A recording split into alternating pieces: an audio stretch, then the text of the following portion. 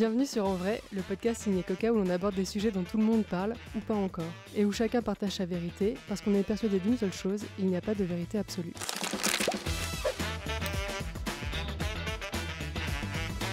Bienvenue à tous, on se retrouve aujourd'hui pour ce premier épisode de la deuxième saison. On reçoit après une petite pause estivale 3 invités de marque pour un hôte très spécial consacré à l'intelligence artificielle au travail. Avant de commencer et de vous donner la parole, je voulais juste remercier tous les auditeurs et auditrices qui nous suivent sur le podcast Écoute. Si ce n'est pas déjà fait, n'hésitez pas à vous abonner à la chaîne, n'hésitez pas non plus à commenter, à liker, à partager. C'est super important pour nous. Dans cet épisode, donc, on va parler intelligence artificielle dans le monde de l'entreprise, donc l'impact sur le business, sur les salariés, les nouvelles méthodes de travail, ainsi que les pièges à éviter et les différentes opportunités que l'IA peut permettre. Autour de moi, donc, aujourd'hui, 3 invités de marque, je l'ai déjà dit. On a Grégory, François et Guillaume. Je vous propose de vous présenter un peu qui vous êtes, qu'est-ce que vous faites, si vous utilisez l'IA, j'imagine que oui, et puis dans quel but. On peut commencer avec toi, François. Moi, je m'appelle François, je travaille pour une agence de communication qui s'appelle Moche, et on a créé un département IA où on fait de la formation sur l'IA et on installe des solutions IA chez des clients. Super. Grégory? Alors, je m'appelle Grégory, je suis professeur à la HESSO Valais depuis 1 mois maintenant. Avant ça, j'étais chez Cisco et ça fait 10 ans, un peu plus même, que je travaille dans le domaine de l'IA. Donc, je l'utilise au quotidien. Et bon, je l'enseigne et j'accompagne les entreprises, dont Coca d'ailleurs, dans l'élaboration de stratégies et de déploiement de solutions d'IA. Super. Et Guillaume? Et moi, c'est Guillaume. Du coup, je suis à domicile aujourd'hui, du coup, vu que je travaille donc chez Coca. Je travaille avec l'équipe produit. Donc, le produit chez nous, c'est le produit digital, donc nos sites et nos applications. J'ai un rôle en tant qu'analyste plutôt dédié à la priorisation des sujets sur lesquels on travaille. Donc, l'équipe produit. Et aussi, j'utilise effectivement l'IA depuis pas mal depuis ChatGPT, il faut l'admettre. Et c'est devenu vraiment un nouvel assistant personnel. Super. Avant de rentrer dans le cœur du sujet, on va peut-être expliquer un tout petit peu ce que c'est l'IA, légèrement comment ça fonctionne, sans trop rentrer dans les détails. Grégory, est-ce que tu serais OK de nous donner une petite définition et une petite explication du sujet? Oui, bien sûr. Alors, en gros, l'IA, c'est une très vieille idée d'abord, il faut le dire. Beaucoup de gens pensent, ça a commencé en 2023 avec ChatGPT, mais en réalité, il y a dans la mythologie grecque un robot qui s'appelle Talos, qui protégeait une île et qui en gros était déjà un peu une imagination, le fantasme de la machine intelligente qui permet de faire différentes tâches qu'un humain ferait en principe. Et c'est un peu la définition de l'IA finalement, c'est l'ensemble des technologies qui permettent aux machines de réaliser des tâches qui normalement on attribue aux humains. Ensuite, pour être un petit peu plus précis, je dirais l'IA, en particulier celle dont on parle beaucoup depuis 2023, c'est un ensemble de technologies qui apprennent à partir des données. Donc ça, c'est une sous-branche de l'IA finalement, qui a été qui a eu énormément de succès depuis à peu près les années, je dirais depuis 2010 surtout, où il y a eu une explosion de la quantité de données disponibles et conjointement à ça aussi beaucoup plus de calculs. Donc maintenant, si vous savez, l'entreprise qui a la plus grande valeur dans le monde s'appelle Nvidia, et la raison pour laquelle elle est aussi valorisée, c'est qu'elle produit les chips qui servent à finalement entraîner ces modèles. Donc à très haut niveau maintenant, comment on entraîne un modèle, finalement c'est assez simple dans son concept de base. Après c'est extrêmement compliqué dans son élaboration technique, mais c'est fondamentalement, on présente des exemples qui proviennent des données. Donc, si on ne parle pas de modèle de langage, mais peut-être de modèle de vision, c'est peut-être un peu plus intuitif. C'est comment on reconnaît des chats dans des images. Eh bien, vous montrez un algorithme plein d'images avec des chats et sans des chats, et puis vous lui dites, voilà, à partir de là, apprends finalement ce qu'est un chat. On pourra aller beaucoup plus dans les détails si les gens le souhaitent, mais fondamentalement, ce qu'il faut juste se rappeler, et je pense que c'est peut-être le point le plus fondamental quand on parle d'IA, c'est que ces modèles ont appris à partir de données existantes. D'accord. Donc en particulier ChatGPT, il a été entraîné sur, actuellement si on prend GPT-4o, qui est le dernier, vraiment le dernier modèle, un des plus performants, il a été entraîné à peu près sur tout ce qui a été écrit dans l'histoire de l'humanité. C'est d'ailleurs une des limitations aujourd'hui de progrès de ces modèles, c'est finalement, il n'y a plus de texte sur lequel on peut l'entraîner. On pourrait continuer à exploiter la capacité de calcul, mais il n'y a plus de données. Et c'est aussi, on va probablement y venir tout à l'heure, j'en suis assez certain, un des défis qu'ont ces entreprises qui veulent construire ces modèles et qui donc sont parfois un petit peu agressives dans leur pratique commerciale ou stratégique pour acquérir des nouvelles données. Donc aujourd'hui, je pense que c'est le point fondamental. Ne pas oublier que ces modèles sont traînés à partir de données et tous les problèmes qu'il y a dans les données se retrouvent dans les prédictions de ces modèles. Et je dis prédiction de manière assez, j'allais dire, volontaire, parce qu'il ne faut pas oublier qu'un modèle comme ChatGPT n'est pas très différent fondamentalement d'un prédicteur chien versus chat versus n'importe quel objet. Parce qu'en fait, ce que fait un de ces modèles de langage, c'est fondamentalement, il prédit le prochain mot. Prochain token pour être plus précis, mais peu importe, le prochain mot. Donc vraiment, c'est un classificateur. Voilà, on lui donne un texte et on lui dit quelle est la probabilité de chacun des mots du vocabulaire. Et il va vous dire le mot le plus probable, c'est le chien va traverser là, et puis le mot le plus probable, c'est route. Voilà. Et puis il va vous générer route. Donc tant qu'on ne comprend pas ça, on ne peut pas vraiment comprendre quelles sont les limitations de ces modèles et aussi finalement quelles sont leurs habiletés et pourquoi ils peuvent être utiles. Donc, voilà. Super, merci pour cette explication déjà bien détaillée. Donc c'est vrai que quand on évoque le thème de l'intelligence artificielle, les gens vont toujours parler de ChatGPT, de peut-être Midjourney pour tout ce qui est images. Si on est développeur, on va utiliser Copilot probablement. Ça, c'est vraiment les parties les plus médiatisées, celles que les gens connaissent et auxquelles ils font référence. J'imagine qu'il y a plein d'autres outils. Justement, comment on fait et c'est quoi un peu la partie innovation que peuvent amener ces outils? Tu disais effectivement qu'avec les datas, ça fait de la prédiction, donc ça va prévoir quelque chose. Mais est-ce qu'il y a quand même des outils qui nous permettent d'être innovants ou d'avoir des choses nouvelles auxquelles on n'aurait pas pensé, par exemple? Nous, par exemple, on utilise beaucoup les IA pour de la vidéo, par exemple. Là, on utilise une IA qui va me filmer, ça va créer un espèce d'avatar de moi. En fait, je vais pouvoir avoir mon image, puis après, je vais pouvoir venir coller une bande son et j'aurai plus besoin d'enregistrer l'image. Donc, et en plus de ça, je vais pouvoir changer dans toutes les langues. C'est-à-dire que je vais pouvoir parler dans plein de langues différentes. Donc là, typiquement, dans la vidéo, c'est un truc qui est assez sympa. Là, j'utilise ça pour faire de la formation. Alors, au lieu de me filmer pendant 4 heures, d'être toujours bien maquillé, bien coiffé, être super beau, j'ai fait une fois pendant 35 minutes, enfin pendant 10 minutes, une vidéo de moi. Puis après, c'est l'IA qui va faire du lip sync, donc il va bouger mes lèvres automatiquement avec une bande audio. Puis je peux aussi changer de voix. Je peux avoir la voix de Morgan Freeman ou n'importe qui. Donc ça, c'est un truc qu'on utilise pas mal maintenant. Ça change un petit peu de la prédiction pure et dure, quoi. Je pense que tu as effectivement dit quelque chose de pertinent. C'est qu'on parle souvent de ChatGPT, et c'est que je l'ai dit aussi en intro. Moi, j'ai mis le premier pas, on va dire, dans l'intelligence artificielle via ChatGPT. Je pense que c'était effectivement très bien dit par Grégory. Fondamentalement, il n'y a pas tellement grand-chose d'innovant, finalement. C'est quelque chose qui existait déjà avant. Par contre, le grand public, comme moi, on a mis en pas dans l'intelligence artificielle via ce genre d'outils. Et puis après, l'innovation, je pense qu'elle vient sur comment est-ce qu'on les utilise. Soit c'est une fin en soi, et puis on utilise juste l'IA, et puis on ne va pas plus loin. Soit on utilise l'IA pour s'aider dans la démarche de chacun de nos travaux, quels qu'ils soient, pour nous aider finalement à accomplir notre travail et finalement à peut-être être plus innovant grâce à l'humain. Donc je pense qu'il faut l'imaginer comme étant en assistant d'aide, qui n'est pas une fin en soi, et puis que si, comme disait Grégory, on s'en tient à ce que l'IA va nous dire, on sera sur un monde fini finalement, avec de la data qui est exploitée et puis qui est plus, on n'a plus rien de nouveau en fait finalement. On fait que de recycler quelque chose qui existe. Par contre, si l'humain vient remettre encore quelque chose dessus, et puis que tout le process en amont a été accéléré par l'IA, c'est là où je pense que le potentiel d'innovation il est immense. Ouais, puis peut-être pour complémenter aussi. L'IA, en fait, encore une fois, c'est un vieux domaine. Alors, je parlais de mythologie grecque, bon, ok. Mais si on remonte simplement déjà au début, Google, finalement, le gros de leur business, c'est comment mettre de la pub au bon endroit au bon moment. Okay. C'est un problème qui est résolu par de l'IA.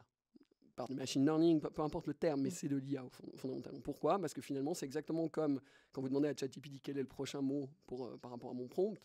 Là, oui, c'est voilà l'historique des clics d'un utilisateur. Dis-moi si je dois servir la pub X ou la pub Y. Et puis finalement, c'est un problème de prédiction parce que ça veut dire, si je sers la pub X, la probabilité qu'il clique, c'est 1%, puis si je sers la pub Y, c'est 0,5%. Donc je sers la pub X.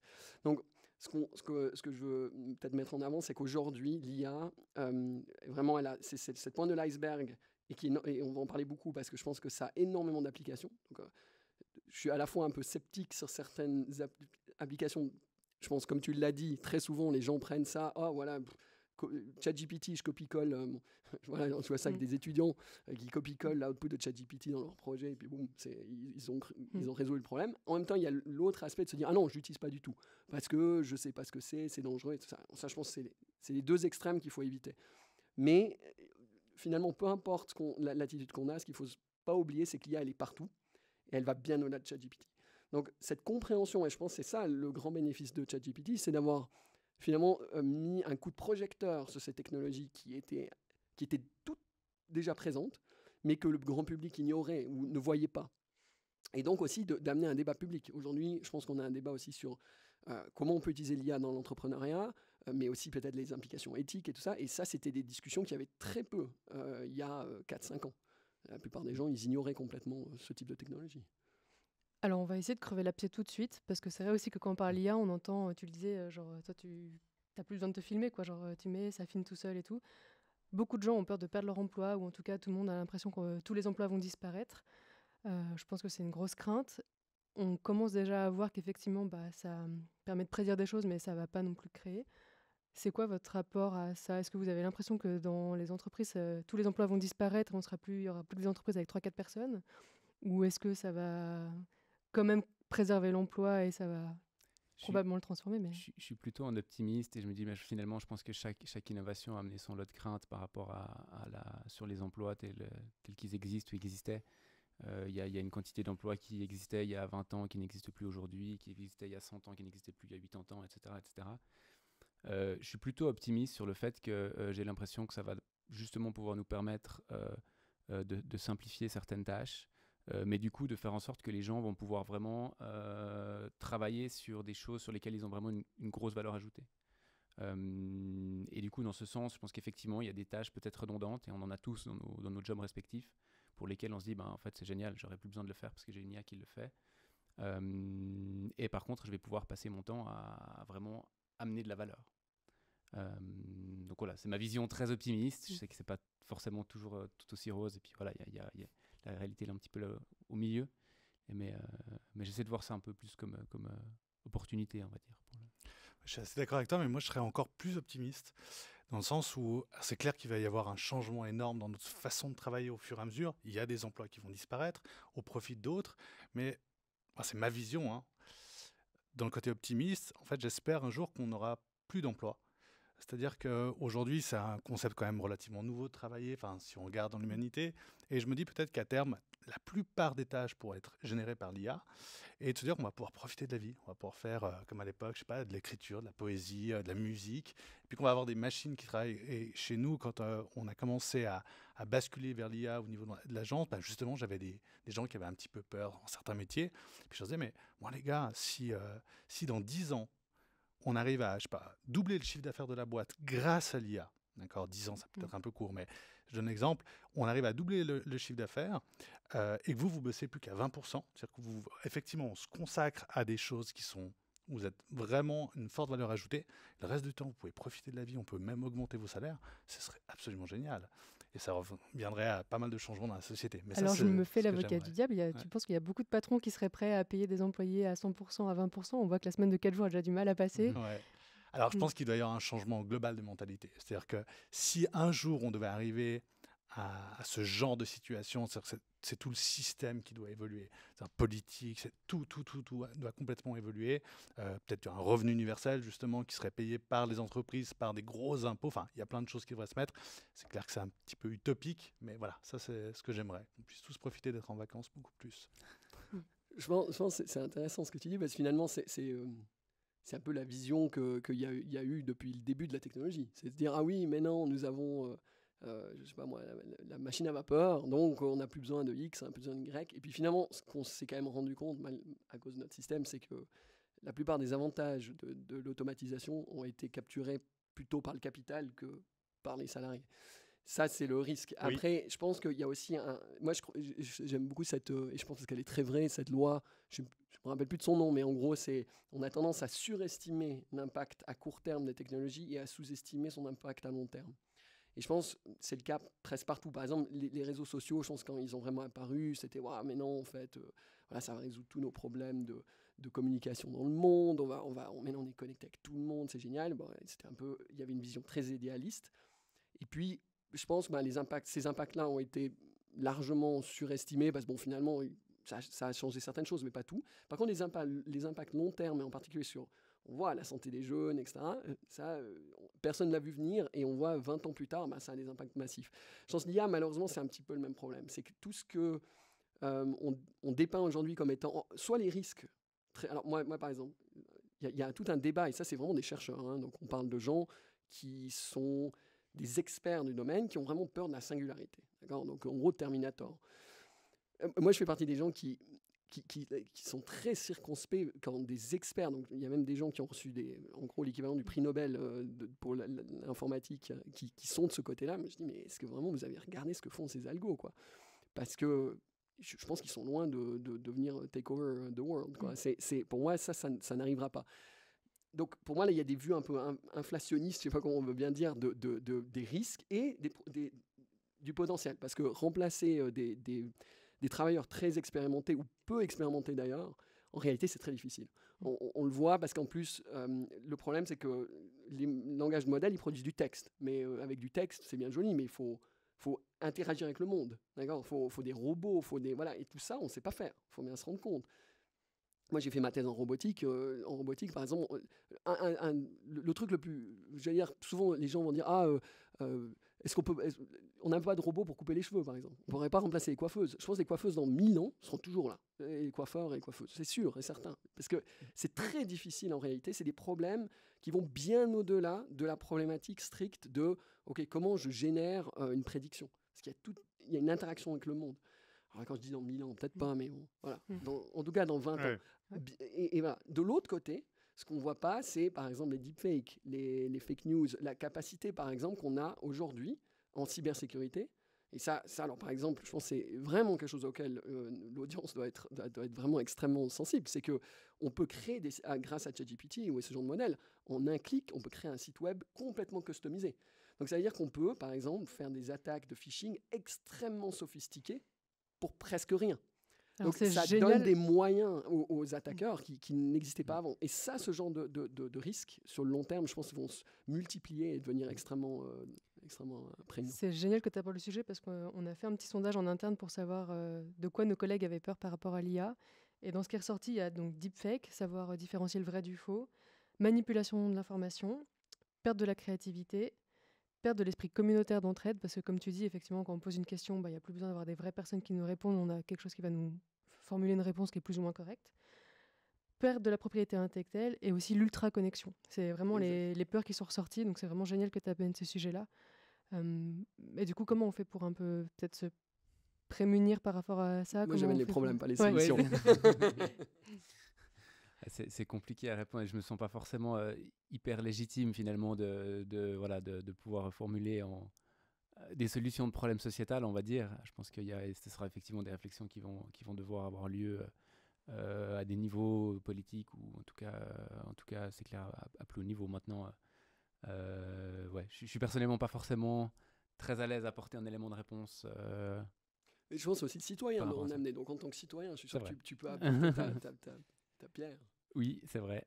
À l'inverse, je pourrais me dire, je pourrais faire confiance à de l'intelligence artificielle pour aller être capable de détecter que c'est un deepfake, détecter que c'est du phishing, détecter que c'est... Donc voilà, c'est une solution peut-être technologique, mais je pense qu'il y a aussi possiblement à travailler dans différents aspects, possiblement des opportunités business à mon avis, dans des labellisations, on va dire, ou donc voilà, c'est vrai qu'en tant que citoyen, là j'ai pris de cours, je sais pas beaucoup d'autres. Je pense que beaucoup de gens le sont. Effectivement. On va peut-être repartir maintenant sur la partie un peu plus peut-être business, entrepreneuriale. Du coup, je vais un peu mêler deux questions à la fois, mais ma première question, ça serait est-ce que vos collègues sont plutôt réfractaires ou motivés à l'utilisation de l'IA? Et puis, dans vos entreprises respectives, c'est quoi la relation que vos entreprises ont avec l'IA? Est-ce que c'est des entreprises qui poussent à utiliser l'IA? Est-ce que vous êtes encore sceptique? Voilà. Nous, c'est l'arrivée. Nous, on a commencé vraiment tout petit peu avant ChatGPT avec certaines petites choses, mais depuis l'arrivée de ChatGPT, on a vraiment passé là-dessus et on a fait une séance avec toute l'équipe où on voulait faire un basculement en fait dans l'entreprise et utiliser vraiment intégrer l'intelligence artificielle dans la plupart de nos process. Et c'est vrai que quand on a fait la présentation à l'équipe, il y avait plein de gens qui avaient un peu peur de certaines choses. Ce qu'il faut voir, c'est que nous, on est une équipe de communication, de marketing, donc on avait des graphistes tout d'un coup dire « Ah mais moi, je ne pourrais plus faire de création visuelle parce que je vais faire avec Midjourney » ou des rédacteurs, effectivement, pour les réseaux sociaux qui allaient dire « Mon job ».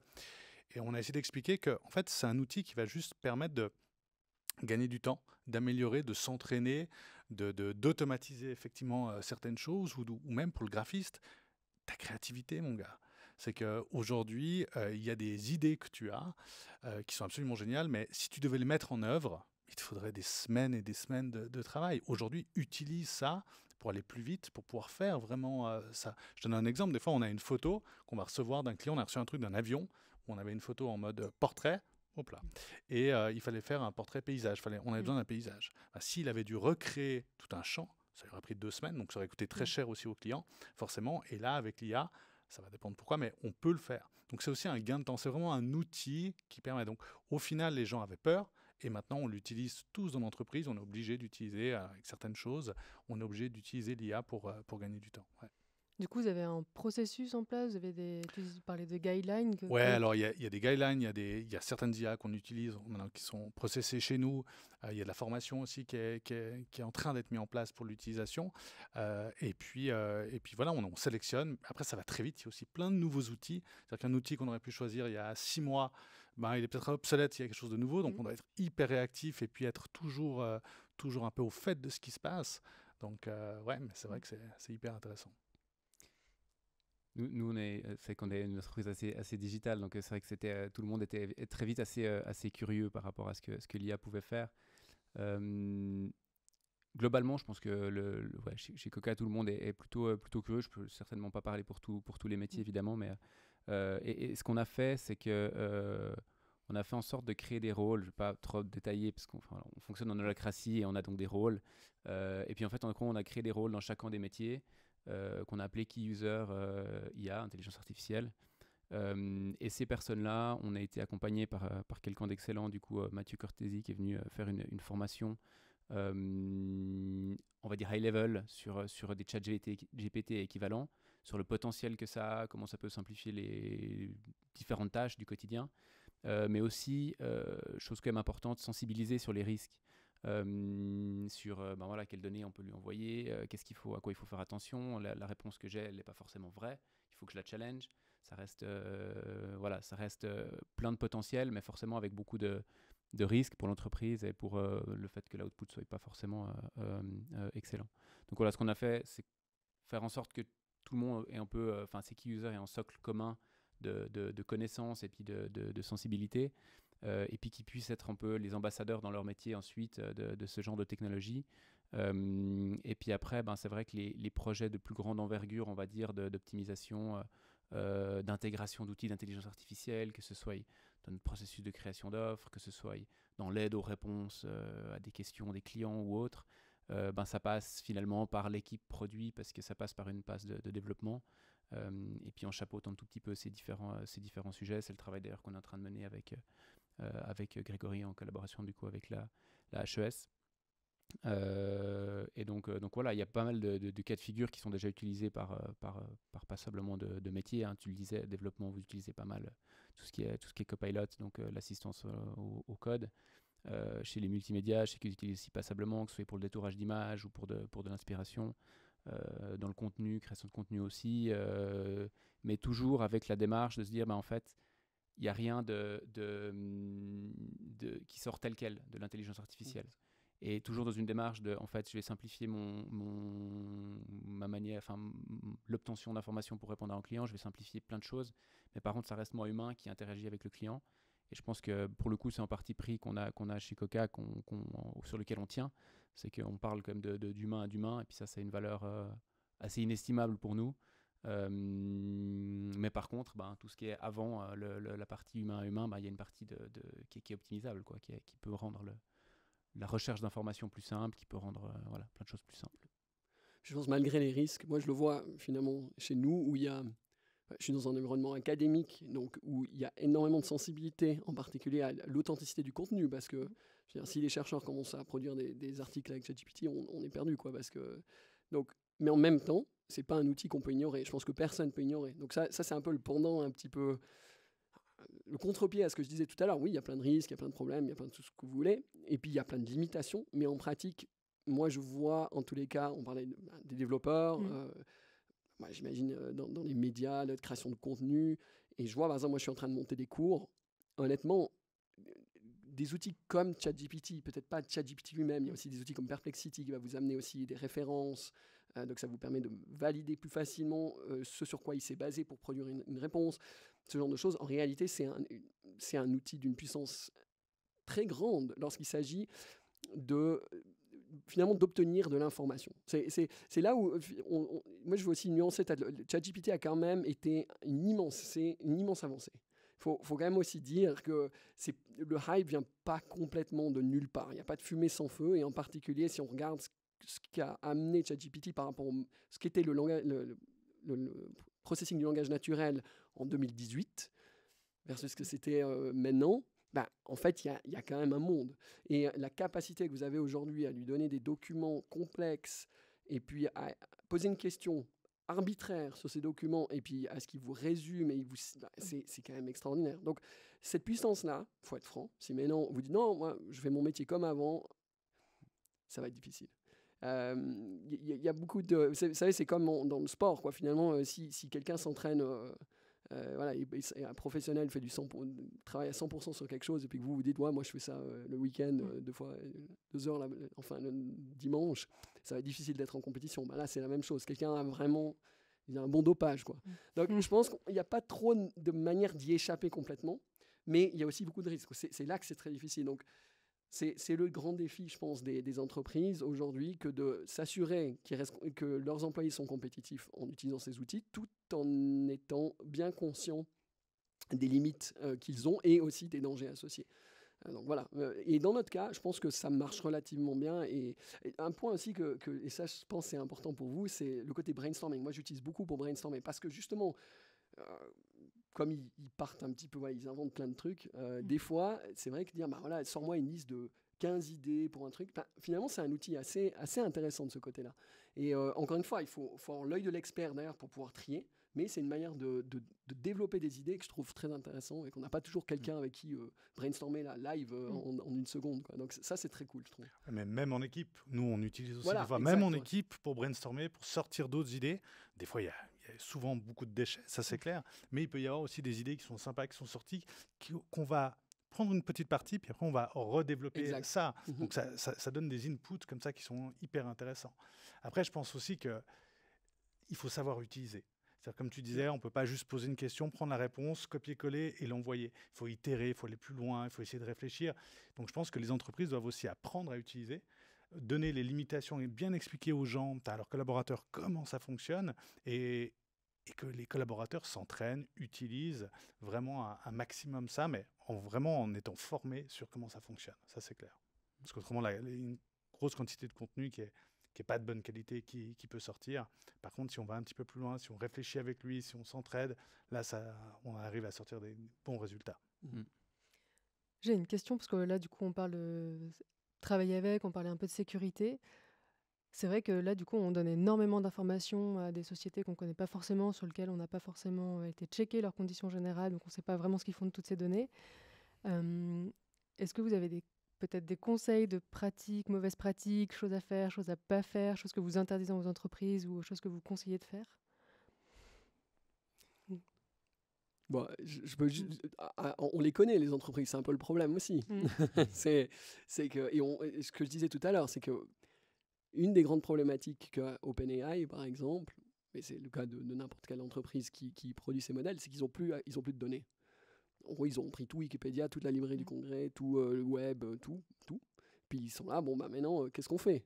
C'est vraiment la discussion qu'il y a probablement dans une meeting room quelque part à San Francisco. Et par exemple, il y a eu... Alors voilà, ça c'est des interprétations qui sont personnelles, donc voilà, il ne faut pas prendre... Mais il y a des tentatives de dire, oui, mais non, ChatGPT gratuit pour X, pour Y, voilà. Mais en réalité... Ça, c'est quand c'est gratuit, c'est vous le produit. Et ça marchait déjà à l'époque de Facebook. Donc, ça marche encore maintenant. Et globalement, il faut bien se rendre compte que toutes les versions gratuites, il y a des exceptions. Il y a des fournisseurs qui, malgré la gratuité, vous disent qu'ils n'utilisent pas vos données. Mais en réalité, quand vous utilisez ces modèles, ils vont être votre contenu que vous lui passez et la réponse qui en découle, et donc aussi peut-être si vous itérez dessus, donc ça c'est ce qui arrive souvent, vous allez dire non, est-ce que tu peux refiner tout ça, en fait vous êtes en train d'entraîner le modèle implicitement. Donc ça il ne faut pas l'oublier, et donc j'allais dire par extension, il faut bien vous rendre compte que les données sont... Il n'y a pas de garantie, par exemple, que si vous mettez un document personnel, j'imagine, voilà, vous recevez un document de votre médecin, puis vous voulez dire est-ce que c'est bien, c'est pas bien, est-ce que j'ai un problème de santé. C'est pas garanti complètement que ces données-là ne seront pas recrachées par la prochaine version du modèle. Donc ça veut dire que si moi je viens, je le prompt et je dis est-ce que François a un problème de vésicule biliaire, je dis oui. Alors là je vais dans un cas extrême parce qu'en réalité ça va pas fonctionner comme ça. Mais je veux dire il faut pas vous attendre à ce qu'il y ait des garde-fous dans leur processus pour que ce genre de choses soit nettoyé. D'accord ? Donc, il y a vraiment ce genre de risque auquel il faut être vraiment, vraiment très Donc, un exemple concret, si je suis chef d'entreprise, que j'ai envie ou besoin de faire mon bilan comptable, je mets tous les chiffres de mon entreprise dans un de ces modèles, potentiellement, c'est des données qui peuvent devenir publiques. C'est des données qui sont essentiellement publiques à partir de là. Vous les avez données au domaine public, parce que réellement, the sky is the limit. On ne sait pas où ça va aller. Donc ça, il faut bien s'en rendre compte. Après, c'est différent si vous utilisez des services commerciaux avec des conditions générales. Là, il faut aussi être franc. Donc voilà. Et oui, si vous utilisez des modèles locaux, et ça, c'est tout à fait possible aujourd'hui. Donc, je ne dis pas tous les modèles, c'est les services gratuits en particulier. Parce que ChatGPT a une version entreprise. Maintenant, ils expliquent en tout cas dans leurs conditions que les données qu'on donne ne sont pas entraînées, ne servent pas à entraîner le modèle. Après, on ne sait pas si c'est vrai ou pas, mais en tout cas, ils le disent. Après, voilà, mais on utilise tous les jours plein de services où on est effectivement fournisseur de contenu. C'est-à-dire quand on poste une photo sur Instagram, quand on fait quelque chose sur LinkedIn, quand on va écrire un blog, on fournit déjà du contenu aussi. Donc, il y a des gens, moi, des fois, mais j'ai peur d'utiliser ChatGPT en version gratuite, par exemple, et donner des infos. Par contre, toutes les vacances, il les a mis sur Instagram, quoi. Enfin, voilà, je pense qu'il faut aussi se dire, OK, qu'est-ce qui est dangereux, qu'est-ce qui n'est pas dangereux dans les informations. Choix, mais au moins en conscience. Oui, exactement. Ouais, il faut effectivement partir du principe que de base, c'est pas forcément étanche et puis qu'on ne sait pas exactement où l'info va. Maintenant, de trier, qu'est-ce que je peux donner, qu'est-ce que je ne peux pas donner. Je pensais, en tant qu'entrepreneur, pour répondre tout à fait à ta question, du coup, si je devais dire à mes employés, je pense que c'est d'avoir ça en tête et puis de se dire, en fait, est-ce que si demain, cette information, ce que je suis en train de donner, c'est disponible sur les réseaux sociaux, est-ce que tu es à l'aise ou pas ? Et si la réponse est non, je pense qu'il faut peut-être s'abstenir ou en tout cas passer par une étape de peut-être anonymiser certaines choses ou autres. Et puis après, s'il y a des cas de figure où ça a beaucoup de valeur d'aller donner de la donnée confidentielle parce qu'on a pour des fins d'analyse ou autre, soit, comme disait Grégory, se tourner vers des développements plus custom pour étanchéifier l'accès à la donnée, ou alors se tourner peut-être vers des outils payants qui pour le coup garantissent qu'effectivement c'est pas utilisé à des données d'entraînement. Effectivement, avec la version payante et entreprise de ChatGPT, déjà on a un premier niveau, on va dire, de sécurité. Ça ne veut pas dire qu'on va envoyer des trucs ultra confidentiels. Par contre, on sait déjà qu'on est un peu plus à l'aise dans ce qu'on peut donner comme information, on va dire, à des modèles comme ChatGPT. Mais je pense que ça dépend aussi de l'entreprise. Moi, typiquement, je me suis créé un assistant financier, d'accord, où j'ai tous les bilans de l'entreprise, tous les chiffres, tous les salaires. Donc j'ai la version entreprise, mais je mets ça et en fait, je vais lui poser des questions pour des engagements, des choses comme ça. Et moi, personnellement, que moi, je m'en fous que OpenAI ait mes infos sur ma petite boîte à Nyon. Voilà, on n'est pas dans des grosses structures. Alors effectivement, si je suis le canton de Vaud, des choses comme ça, il y a des données aussi peut-être plus sensibles. Mais moi, sur mes bilans, Je pense pas que les gars chez OpenAI, ils aient vraiment un grand intérêt, mais je vais l'utiliser dans mon quotidien. Par contre, ça m'a apporté plus que de me protéger. Donc, je pense qu'il y a aussi un degré d'information par rapport à la taille de l'entreprise, par rapport à tout ça, où on doit se dire, OK, ça, c'est trop sensible et je vais partir sur des IA peut-être plus fermées. Puis sur d'autres informations, je vais pouvoir les partager. Après, c'est peut-être délicat par rapport aux employés, parce que j'imagine qu'en tant qu'employé, on n'a peut-être pas envie que sa feuille de salaire Alors, soit sur des outils comme ça. oui, alors bien sûr, c'est pas les feuilles de salaire, c'est tous mes tableaux avec j'ai pas forcément le nom de chaque personne dessus. Après, chez nous, on va être de plus en plus transparent sur les salaires aussi, donc. Au final. Voilà. Après, peut-être juste pour bien clarifier aussi mon point de tout à l'heure, c'est que moi, OpenAI, à la limite, c'est exactement comme Meta, comme à la limite, eux, c'est pas grave. Le problème, c'est c'est les modèles qui ensuite sont ouverts au public. Oui. Donc c'est là le défi, c'est qu'ensuite le modèle, donc les données qui sont mises à disposition sont utilisées pour entraîner le modèle, et le modèle contient cette information qui donc est ensuite implicitement disponible à tout un chacun via le modèle, vu que moi je peux lui poser des questions arbitraires. Et je pense que c'est juste là, c'est pour ça que pour toute donnée sensible, c'est quand même très important de passer par des services soit payants.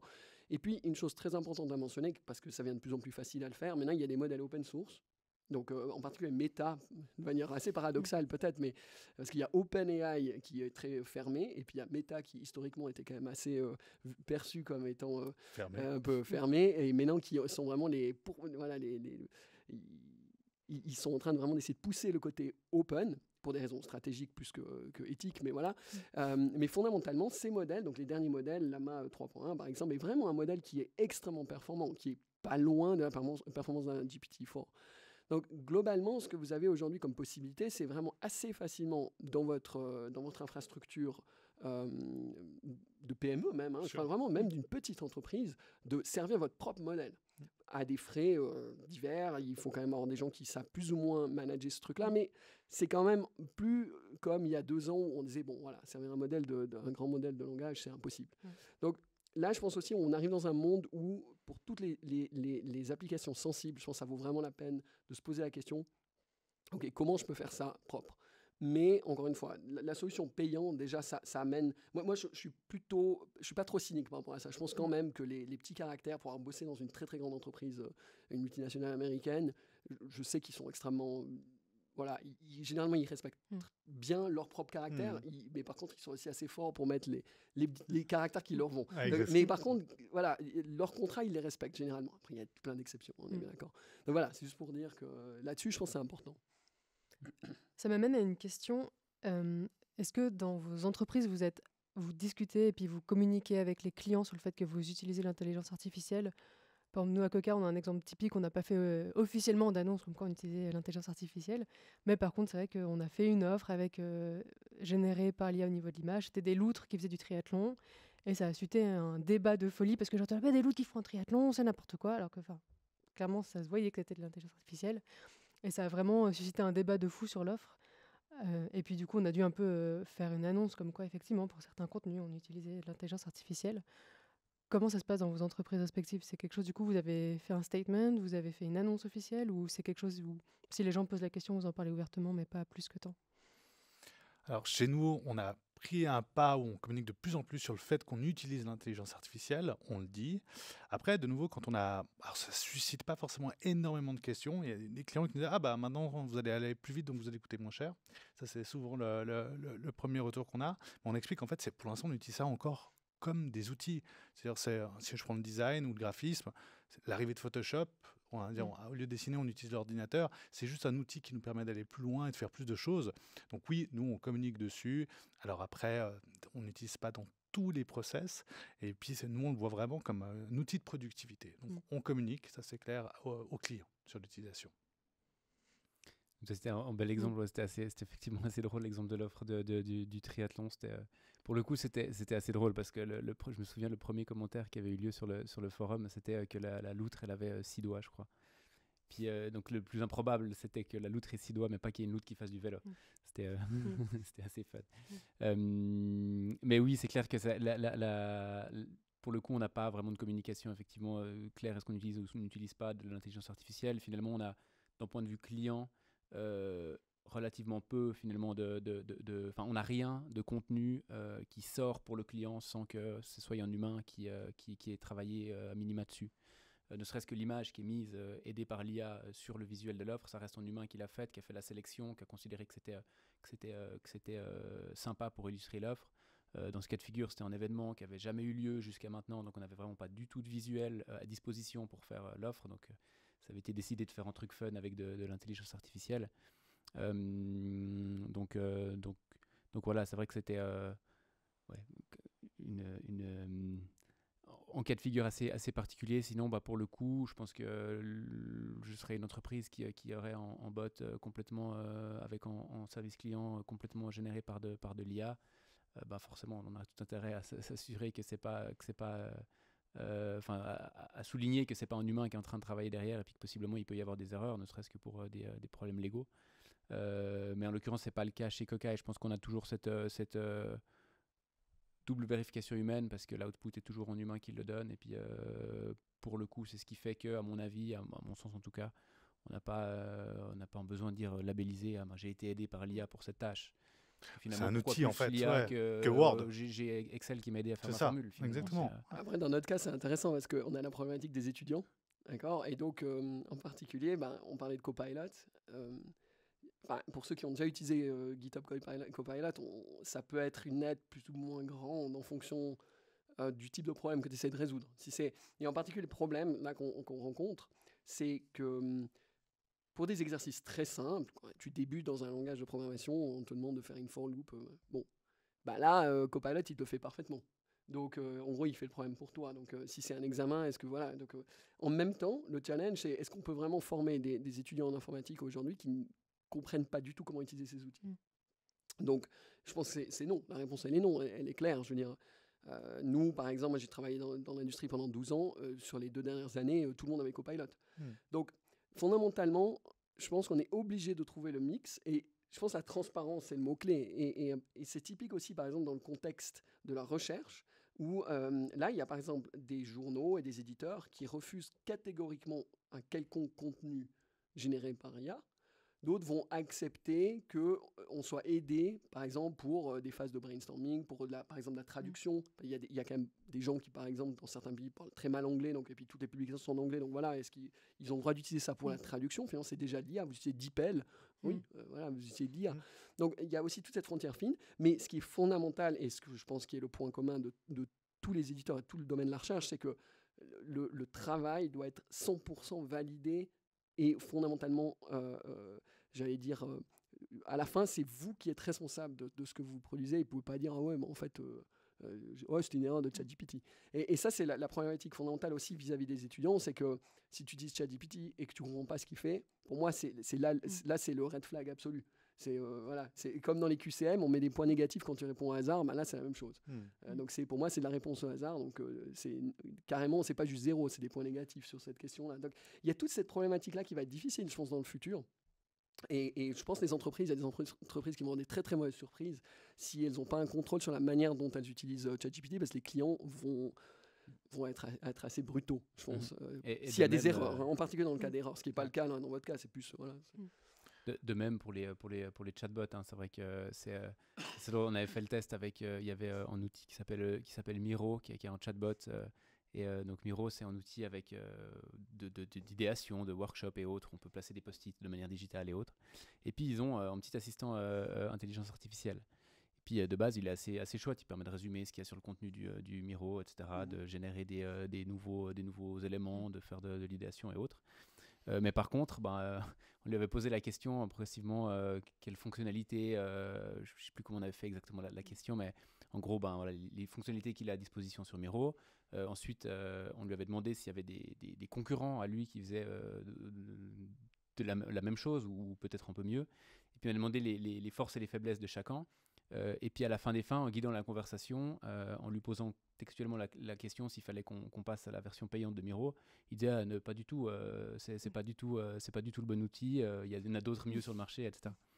Et du coup, plutôt on est agréable, c'est une typiquement vraie dans le IA cas qui dans, fonctionne bien. dans Bot, effectivement, dans Bot qui est mis en place par une entreprise. En plus de ça, il paye pour chaque token de conversation. Donc finalement, il a payé pour le fait de dire qu'il fallait pas qu'il prenne son outil. Donc finalement, là, on est dans quelque chose de plutôt fun, mais qui est peut-être en risque business pour l'entreprise, mais ça peut être aussi le partage d'informations complètement fausses à la fin des fins. Après, c'est drôle que tu dis ça parce que je pense qu'on a tous été confrontés à des bots sur différents sites plus ou moins voyages, personnels ou autres. Et c'est vrai que je sais pas, il n'y a rien de plus frustrant que tu demandes une question, le bot il comprend rien et tu as envie de dire mais t'es vraiment trop con. Enfin, je pense qu'on a tous fini une fois dans notre vie par insulter ce bot. Est-ce que ça peut aussi, je sais pas, être négatif pour l'entreprise ou comme tu dis, effectivement, là peut-être ce bot il t'a dit de pas prendre la version payante de ça, mais au final tu en gardes un super bon souvenir et tu vas continuer à utiliser cet outil parce que tu te dis en fait c'est chouette, enfin c'est quand même un truc positif pour l'entreprise au final.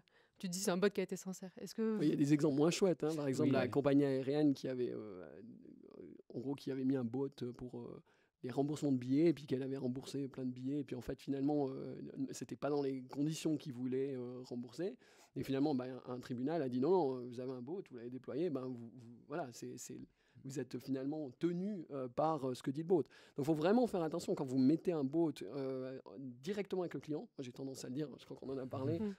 Pour moi, c'est un no-go actuellement parce que très peu d'ingénieurs, pour être franc, alors après là, il y a peut-être des gens ici qui sont... Mais moi, en tout cas, je ne me sens pas aujourd'hui encore assez sûr pour vraiment les guider de manière suffisamment certaine qu'il n'y a pas de débordement.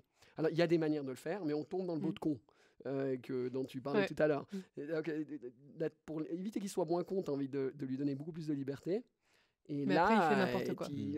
Voilà. Et puis, il y a les fameux bots qui deviennent nazis, des machins. Il y a pas mal de choses qui, après, c'est un screenshot et puis votre entreprise, ça se passe moins bien. Donc, il faut vraiment faire attention. Donc, voilà, ça, je le dis pour ceux qui ont envie de le mettre sur leur site web. Je pense qu'il faut faire gaffe. Il y a quand même une grosse évolution dans les bots entre il y a 5, 6 ans ou 7 ans en arrière. Ceux qu'on a aujourd'hui, c'est déjà un petit peu mieux. C'est clair qu'il faut faire attention, il faut bien réussir à les cadrer pour pas que ça parte n'importe où. Dans tous les sens. Ça, c'est clair. Je rebondis aussi parce que tout à l'heure, tu parlais de petites entreprises qui peuvent utiliser, c'est plus ou moins facile à mettre en place, de optimisation du travail, on n'arrête pas d'en parler depuis tout à l'heure. Comment on fait en tant qu'entreprise peut-être un peu plus grosse ou présente sur le marché depuis longtemps pour rester dans le coup? Comment on fait pour rester innovant par rapport à ces petites entreprises qui ont plus petites, mais avec moins de personnes, on peut quand même faire des choses incroyables maintenant. Comment on fait pour justement garder son nombre d'employés? Comment on fait pour rester innovant en utilisant ces outils? Parce que c'est aussi des outils qui sont très neufs, donc je pense qu'on a tous la même évolution sur ces outils. Je pense qu'il faut... Là, il y a deux choses intéressantes, je pense. Il y a le truc, effectivement, il faut avoir une démarche proactive pour rester innovant. Il y a aussi l'inverse, je pense, qui est tout aussi important à rappeler, de ne pas tomber dans le solutionnisme par de l'IA à tout prix, dans le sens où, en fait, il y a quantité, cet outil il a l'air chouette, mettons-le, cet outil il a l'air chouette, mettons-le, etc. Et de vouloir à tout prix faire une quantité de projets qui sont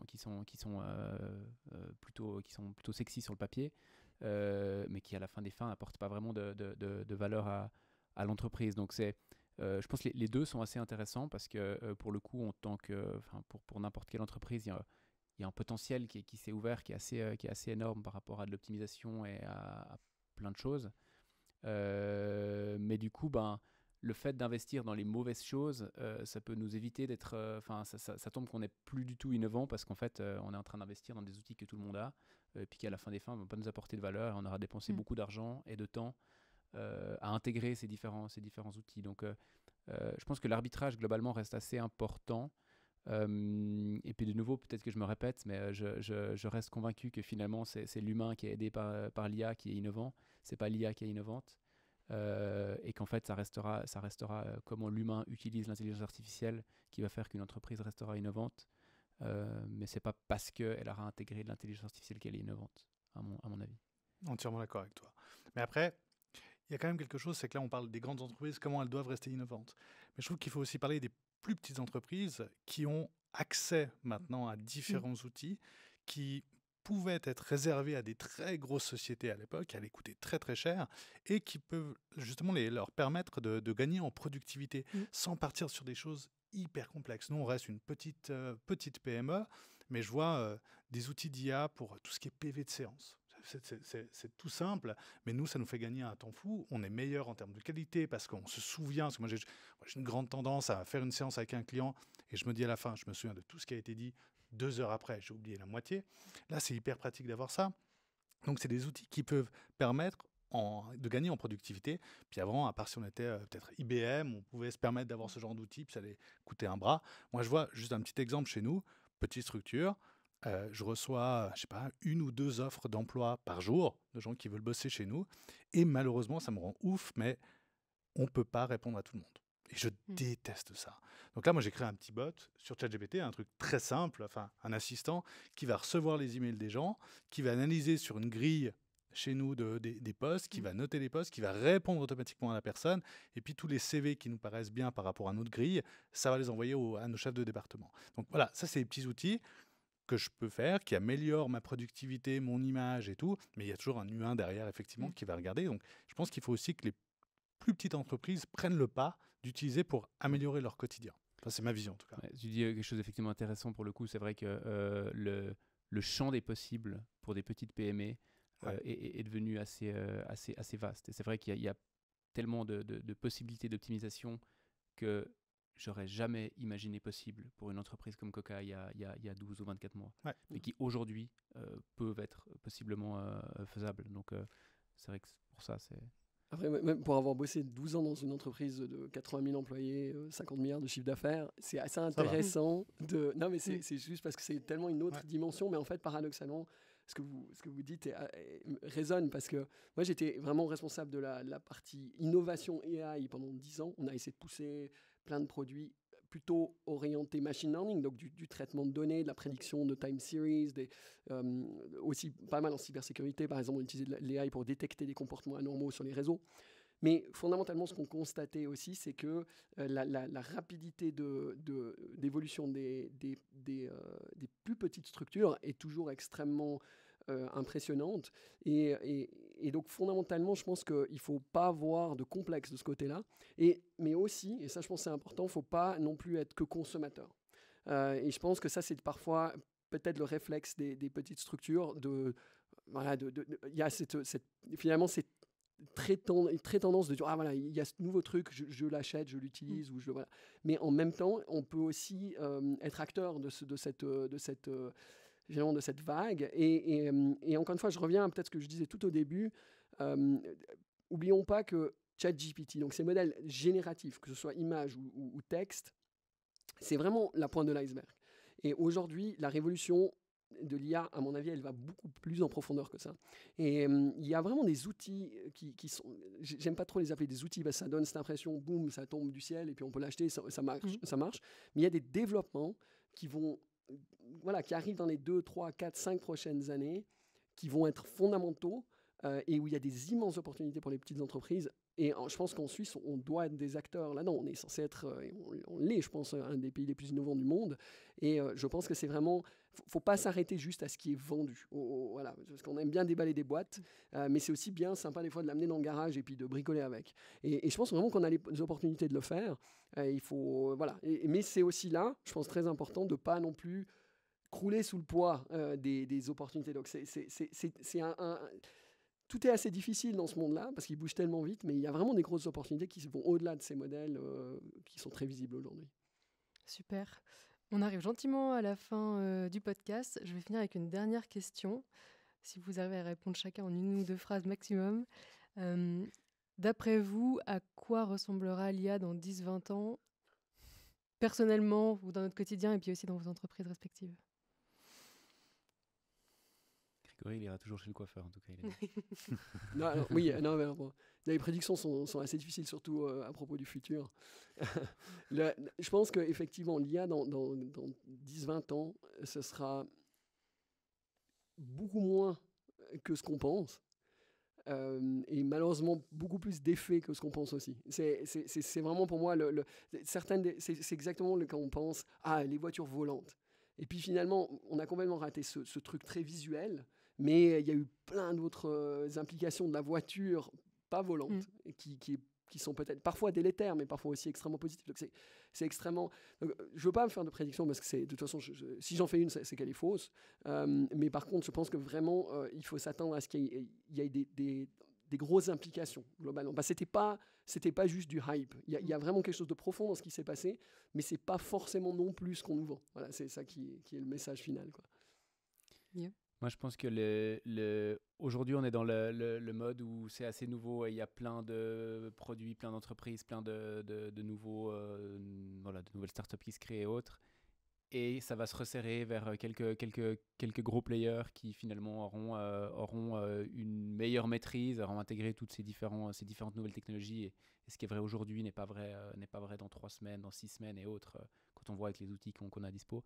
Et du coup, je pense qu'on aura un marché d'IA un peu plus restreint, mais du coup beaucoup plus maîtrisé, beaucoup mieux intégré dans notre vie de tous les jours, à mon avis, dans les outils de tous les jours. Maintenant, je ne m'attends pas à j'aimerais bien être en vacances dans 10 ans et puis me dire que j'ai une machine qui bosse pour moi. Ce serait bien. Hein. Je pense qu'on sera plus productif, à mon avis, ça c'est certain. Mais du coup, je ne m'attends pas à une profonde révolution du quotidien, quoi, finalement. Alors 10-20 ans, c'est loin pour des prédictions, ça c'est clair. Alors, c'est clair, impossible de faire des vraies prédictions. Je pense qu'aujourd'hui, tu l'as dit, l'IA existe déjà depuis longtemps, on en parle vraiment beaucoup, c'est un terme qui est venu. Je pense qu'effectivement, ce sera de plus en plus intégré dans tout ce qu'on va utiliser. Maintenant, c'est sans faire une prédiction, c'est plus un vœu. Effectivement, moi, j'aimerais arriver à un truc où on arrive à augmenter la productivité de tout le monde et qu'on puisse profiter plus de la vie. Ça, c'est vraiment mon mindset et j'aimerais bien qu'on arrive avec une IA générative. La super intelligence artificielle, pour moi, ce serait quelque chose de potentiellement positif. Voilà. Super. Déjà, merci énormément pour tous ces retours et puis cette grosse discussion très intéressante. On pourrait encore en parler pendant des heures et faire encore 8 épisodes là-dessus, je pense. J'en profite aussi, tout à l'heure, Guillaume, tu as parlé d'holacratie. On a aussi un épisode qui explique ce que c'est l'holacratie. Si vous voulez réécouter, on vous mettra le lien dans la description. Pour tous les auditoristes qui nous écoutent, on espère que ce nouvel épisode vous a plu. On se réjouit que vous nous suiviez dans cette 2e saison. On se réjouit aussi de vous retrouver dans 2 semaines pour un nouvel épisode du Comptoir, qui revient lui aussi après une petite pause estivale.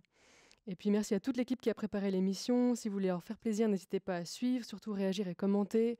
On répondra à toutes les questions. Peut-être qu'on redemandera à François, Grégory et Guillaume de venir répondre aux questions si elles sont trop spécifiques ou trop techniques. Et puis encore merci pour votre confiance et puis à très vite pour un épisode de T'écoute. Merci à vous 3. Merci. Merci.